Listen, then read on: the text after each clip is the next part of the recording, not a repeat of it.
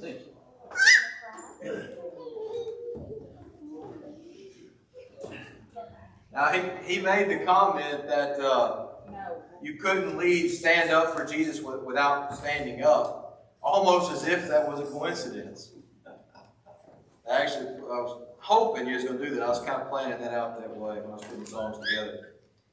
Well, good to have you back this afternoon again. I know we've got many out still recovering from sickness, but I'm glad you're back. So we are going to take a break from Mark this week because we are about to get into some deep stuff in the Gospel of Mark. On the docket, for instance, this coming up next Sunday is from what Jesus goes to in Mark 10 is marriage and divorce. I mean, we're getting into some very weighty matter, and with so many out, we'll take a break from Mark for 1 week. Then, Lord willing, we'll pick that back up as we wind down the Mark study with just a couple of lessons left, and then we'll move on to the book of Acts. So a lot forthcoming. I made a statement this morning, and I said I'd come back to this, when I said Jesus was the example in his prayer life. He was the example. The idea of an example has been on my mind, and in fact, you being here this afternoon is an example. You're helping to set an example. But do you understand how desperately the world is seeking examples right now? Is looking for some example right now, for some role model to follow after? I mean, you think about it. The fame of movie stars has never been so high. Sports athletes. If you're really desperate, I guess you'd go politicians. But people are looking for someone. And so I was thinking about this. What does it mean to be an example? And if I were to go around and since, this is the busy side, go around and start over here with Liam and it's always fun to go to the little kids first and ask them, what does it mean to be an example to somebody and get their answer? We would get a lot of different things. And I went through the Bible and I was trying to figure out, okay, what does the Bible say about being an example? And are there inferences? Are there different descriptions that we should? What does it mean to be an example? And you can see the title on the screen. That's obviously the topic for today. This was going to be an abbreviated version of my Devo that was supposed to be today for our Song and Devo service. But I want you to think about what does that word specifically mean. So I wanted to find the biblical definition of the word. Here's what the biblical definition of example is. An illustration for a person to follow in the hopes of having a similar outcome. That's what an example is, an illustration to follow. Now, you might hear that when I say, listen, this is about you being the example. I might tell you that and you go, whoa. I'm still trying to figure it out for myself. I can't be an example to someone else. That's not where I am in my life. And I was there for a long time until I learned this. So I'm going to give you all some bad news. All right? You don't get to pick when someone is watching you. You don't get to pick. Therefore, you're already an example to someone of something. And let me tell you, when you really come to understand that, it's rather humbling. So I was looking at examples in the Bible. Just try to come up with a brief illustration that we can look at that sets the example. And while I was getting ready for what, again, was supposed to be the Devo, for whatever reason, I found myself back in the book of Daniel. I've studied Daniel a lot. It's a book I enjoy studying. It's one of the few apocalyptic books I really enjoy studying. And not to say I don't enjoy the whole Bible, but some of them are more a lot to take in. Daniel I've always enjoyed. And so I was back in the book of Daniel, and I was reading through, and I came across this example that I briefly want to look at. But I want to look at it for one specific phrase, one specific statement that's going to be the example. I'm not going to take long to get there. So if you got your Bibles, we'll turn to the book of Daniel, Daniel chapter 3. It's an example you're going to be familiar with, but it's not so much the specific example that I want to look at, again, as it is the statement that's made. I hope I got there myself.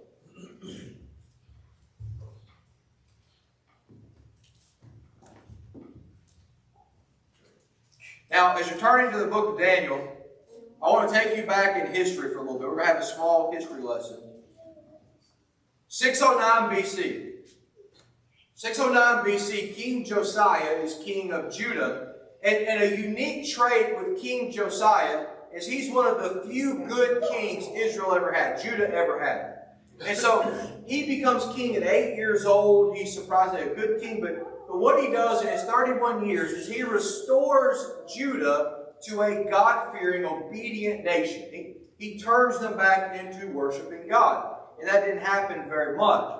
Following his death, his son Jehoiakim is going to take over as king of Judah. And he's about as far opposite as one could go. He doesn't care about God. He continually does evil. And it's under Jehoiakim that the spiral has gone so far, God says that's enough. He basically allows Babylon to come in and take over Judah under the hand of Nebuchadnezzar. So possessions are taken, people are taken, especially young prominent men that the Babylonians are hoping to brainwash in the ways of the Chaldeans. But in this, you're going to find some faithful examples. Daniel, very faithful example. Hananiah, Azariah, Mishael, very faithful examples. But think about this. Their life changed drastically. And when I say that, they didn't change fabric softeners. And that can be a big deal for some people. Marshall, I figure that's probably a big deal for you, man. If somebody, like you had to change your piping tips, it'd be a big ordeal, right? Little things are big for us. But this is huge. I mean, your entire culture was just uprooted. Your entire culture just changed. Now, here's the question, and I want you all to answer this to yourself. Don't shout it out.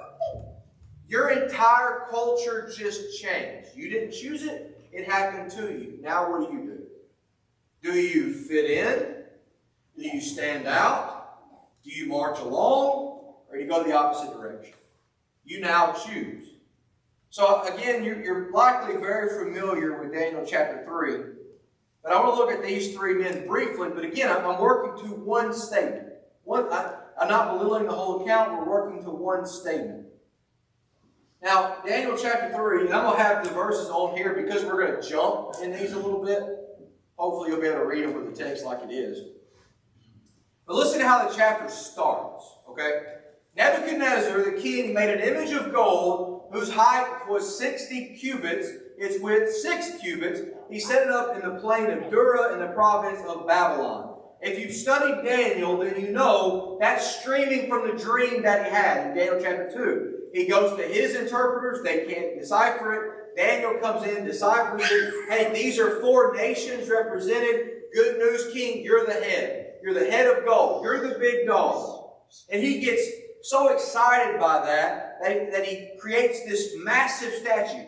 60 cubits by 6 cubits is 90 feet tall by 9 feet wide. This thing is worth billions in gold. Billions of dollars. He gets so excited that he hears this, that he's the head, that he missed the part about the destruction.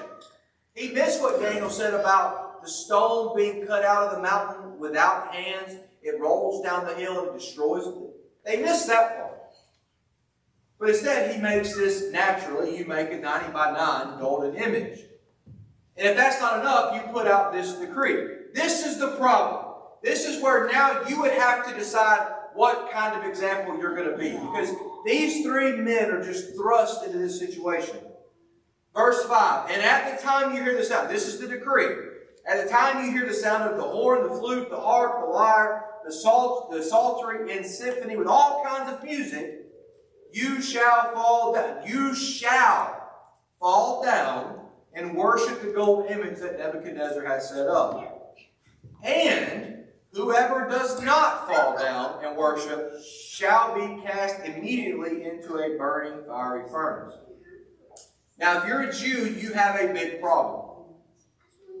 That problem is called God's commandments. Do you know what the very first commandment is? Thou shalt have no other gods before me. You have no other gods before me. Well, this just got interesting. What do? You say, well, I would be faithful, of course. And don't get me wrong, that sounds good. Hats off to you if you thought that. That's good. But think about it. I mean, literally, think about it. You fall down and worship or you die a miserable death. That's the 2 options. Listen, you're not going to go to timeout. You're not going to get your hand slapped. You're not going to have to skip dessert tonight. You fall down in worship or you die. That is the two options. And yet God said you can't do that. You cannot bow down and worship something else, someone else. So who are you more faithful to? God or self? And how you answer will be your example to the world. Now, I say self is the second one. And I saw some eyes kind of give me that. What do you mean self? The reason I say self is because by and large, one thing most people in the world, even some of you would fall into this. Most people are extremely interested in one thing, self-preservation.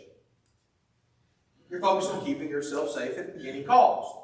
And after all, I mean, you could deny God a couple of times and to get out of a situation and then come back to Him later, right? I mean, it's, the horn blows, everybody starts bowing down. You don't want to be the only one not doing it. So I'll just say, hey, look, I'm going to bow down. Nobody will see this. I'm going to get up. God, I'm sorry. It was a dire situation. I didn't have a choice. Yes, you did. You did have a choice.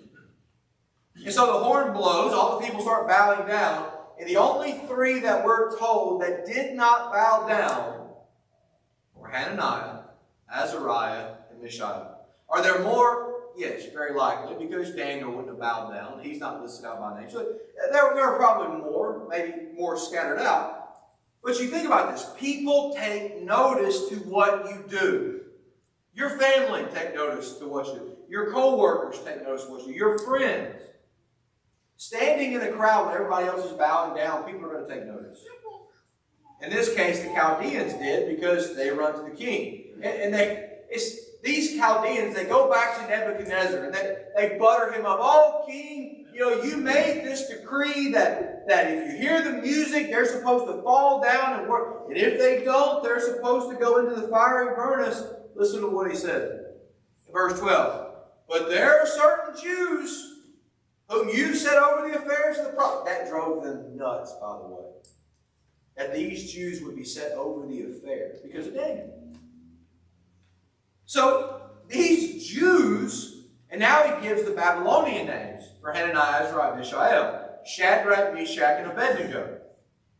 He said, these men, they have not paid due regard to you. They don't serve your gods. They don't worship the golden image you set up. And so, are people watching? Yes. People are always watching. They need an example to follow. Or they want ammunition. One of the two. They need an example or they want ammunition. So they can run and tell what you did in the hopes of then influencing your decision. But what do you think it means now to be an example to someone around you in this situation? Think about Shadrach, Meshach, and Abednego. Okay, think about these three. And my question is, it's not, why did these three not bow in the name of self-preservation? That's not my question. My question is, why are we told that only these three did not bow? Where's everybody else? There's a whole nation of Jews there. Where's everybody else? Why was an entire nation standing? Because God was clear on this. When everyone else bowed, they stood. Imagine that feeling for just a moment. We've kind of had the brain fart, but let's say you're in the middle of service and we don't have people sit, so you have the building fairly full, and you get confused and you stand up for a song and you realize you're the only person. You can quickly sit, oh, anybody see me? That's embarrassing. Imagine being this huge crowd of people. Everyone bows down and you just kind of look around and go, oh, we're it, huh? Us three, we're it. Most people probably thought they were compromising. And yet that's one of the most dangerous words for a Christian. Compromise. Because there's only two roads and none of them are compromised. It's obedience or disobedience. That's the only two roads. But preacher, everybody else was doing it. By the way, did your parents ever tell you, well, if so-and-so jumped off a bridge, would you do it? Did everybody hear that before? Did you do it? Did you jump off a bridge? It doesn't matter if it's friends, family, or the entire world. If God is standing with you, it doesn't matter who's standing against you. Now, What fascinates me about these three, I feel sure they saw friends of theirs bowing to the statue. They had to have seen friends of theirs bowing to the statue, and they didn't care. But here's the thing, they stand on their convictions, right? So when people celebrate, you make a stand. Are people going to celebrate you making your stand? Hey, good job. I'm proud of you, Kathy. You stood for what mattered to you. Is that how, by and large, people are going to respond? Lane, you did it. You made the right choice. Well, not for these three.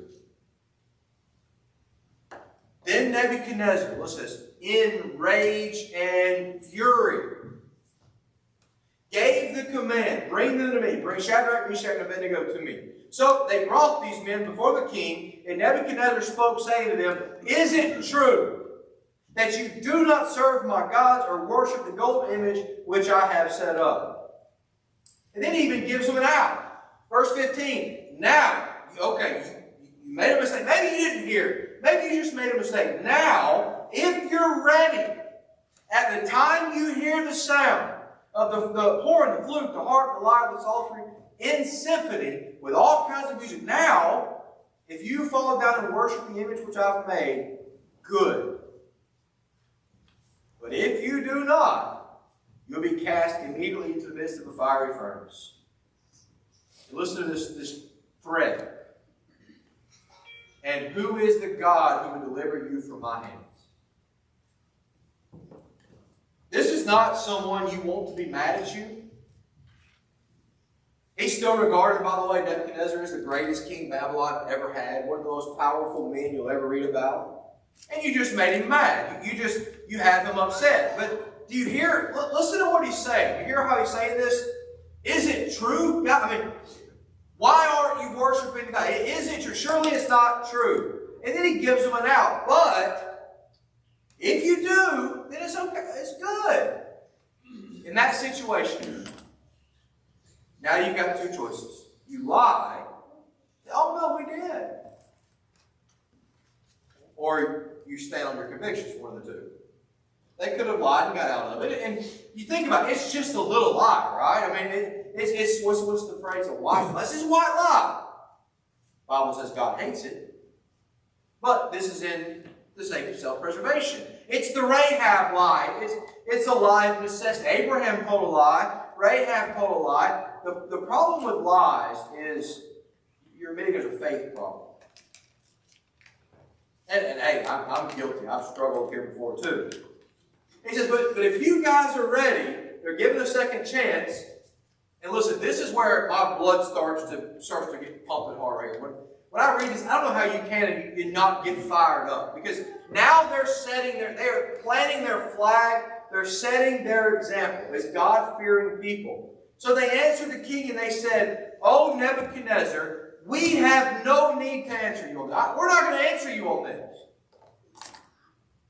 How many times do you think old Nebi heard somebody speak to him this way? Oh, you're staring down a literal furnace. Which leads to this statement. This is a statement all this has been for. And I've reflected on this statement every time I study this book. Listen to what they say. My watch is starting to beep on me. I can tell my blood pressure is high. Listen to what they say. If that is the case, if it's the case they get thrown into the fire, our God who we serve is able to deliver us from the burning fiery furnace. And He will deliver us from your hand, O King. Here it is. But if not, let it be known to you, O King, we do not serve your gods, nor will we worship the image which you have set up. I don't know how you cannot get fired up in reading this. Think about what they just said. Think about the example they just said. We're not going to serve your gods. We serve the living God. And I'm paraphrasing now what they say. We know God is able to deliver us. So we're not going to worship your image. But listen to this. This is their faith statement. But even if He doesn't, we know He can save us. But even if He doesn't, we still will not worship your image. We're not going to do it. We will worship God even if. You know the amazing thing about that statement? There's no army standing behind them, backing them up. There's no cheering section rooting them on. It's just them three. That's it. If it wasn't recorded for us through inspiration, no one would ever even know what they did. And yet, they didn't compromise on their faith one bit. When you go back to the original question I asked, what do you think about now what it means to be an example? What can you do in being an example? I've used this this example before. Do you think something small can make a big impact? What about this? Could you do something as small as putting John 3:16 under your eyes for a football game to make some impact? Do you remember back years ago when Tim Tebow did that? You know, 94 million people Googled John 3:16 after that? And I don't necessarily agree with Tim Tebow and everything, but 94 million. Now, I love his statement. I have this written down. I love it. He said, they asked him, what did you think about that? And he said, I can't believe 94 million people didn't know John 3:16.